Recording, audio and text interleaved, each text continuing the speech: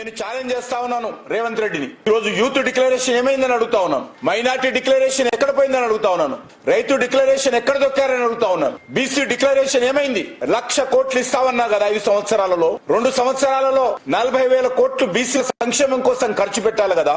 ఇచ్చిన హామీలు అమలు చేయడంలో ఆలోచించకుండా ఈ రోజు వాటన్నిటి నుంచి కూడా దృష్టి మళ్లించేటువంటి ప్రయత్నము, కేంద్ర ప్రభుత్వాన్ని విమర్శించేటువంటి ప్రయత్నము, నెలకు 4 సార్లు ఢిల్లీకి వచ్చేటువంటి ప్రయత్నము రేవంత్ రెడ్డి చేస్తా ఉన్నారు. ఢిల్లీ ప్రదక్షిణ తప్ప ఆయన ఈ 18 నెలలలో తెలంగాణ కొరగబెట్టింది ఏమీ లేదని మనం చేస్తా ఉన్నాను. అనేకమైనటువంటి బీసీ సామాజిక కులాలకు బీసీ డిక్లరేషన్ లో అనేక రకాల హామీ ఇచ్చి ఏ ఒక్క హామీ కూడా అమలు చేయడం లేదని మనం చేస్తా ఉన్నాను. ముఖ్యంగా బీసీలకు సామాజిక సాధికారిత కల్పించేటువంటి ప్రయత్నంలో కాంగ్రెస్ కు చిత్తశుద్ధి లేదు అనే విషయం ఈ రోజు తెలంగాణ సమాజం అర్థం చేసుకుంది.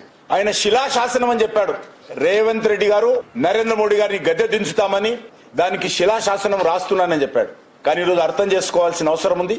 నేను ఛాలెంజ్ చేస్తా ఉన్నాను కాంగ్రెస్ పార్టీ, రాహుల్ గాంధీకి, మీరు అధికారంలో ఉన్నటువంటి 3 రాష్ట్రాలలో ఏ ఒక్క రాష్ట్రం గెలిచినా కూడా దేనికైనా నేను సిద్ధంగా ఉన్నాను. తెలంగాణనే కాదు, అది హిమాచల్ ప్రదేశ్ కావచ్చు, కాంగ్రెస్ పార్టీ కావచ్చు, కర్ణాటకలో మళ్ళీ 2వసారి గెలిస్తే ఈ 3 రాష్ట్రాలలో రాహుల్ గాంధీ చెప్పింది నేను చేయడానికి ఉన్నాను.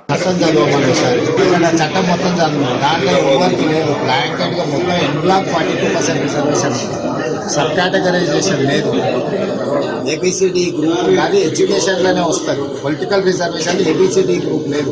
ఆయన ఏం మాట్లాడుతున్నా ఆయన అర్థం లేకుండా మాట్లాడుతున్నారు.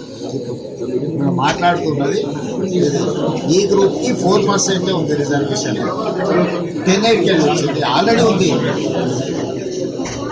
ఏపీ పొలిటికల్ రిజర్వేషన్ కేటగిరీ ఉందా?